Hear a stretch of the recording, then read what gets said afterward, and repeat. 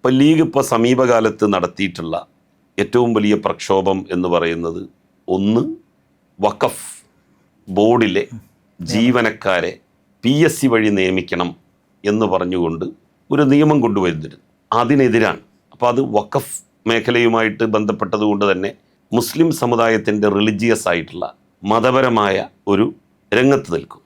രണ്ടാമത്തേത് Palestine issue. അതിൽ മതമുണ്ടെങ്കിലും ശരി, പൊതു സമൂഹം ഏറ്റെടുക്കേണ്ട കാര്യമാണത്. എന്നാൽ പോലും ലീഗ് സ്വന്തമായിട്ടത് നടത്തുന്നതിന് പകരം മറ്റുള്ള എല്ലാവരെയും വിളിച്ച് അവരെയും കൂടി പങ്കെടുപ്പിച്ച് പാലസ്തീൻ ഐക്യദാർഢ്യ റാലിയൊക്കെ നടത്തിയിരുന്നു എങ്കിൽ ഇതിനേക്കാളും ഇഫക്റ്റീവ് ആകുമായിരുന്നു.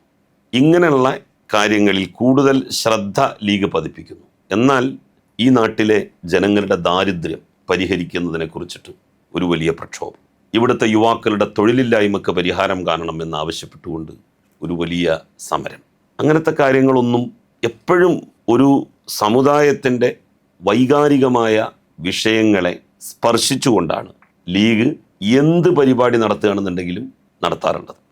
ലീഗിൻ്റെ പൊതുയോഗങ്ങളിൽ പലപ്പോഴും വിളിക്കപ്പെടുന്ന മുദ്രാവാക്യം ബോലോ തക്ബീർ അല്ലാഹു അക്ബർ. അതൊരു രാഷ്ട്രീയ പാർട്ടി എന്നുള്ള നിലയിൽ ലീഗിൻ്റെ യോഗങ്ങളിൽ വിളിക്കാൻ പാടില്ല. ഒരു മതസംഘടനയായിരുന്നു ലീഗെങ്കിൽ തീർച്ചയായിട്ടും അങ്ങനെ ആവാം.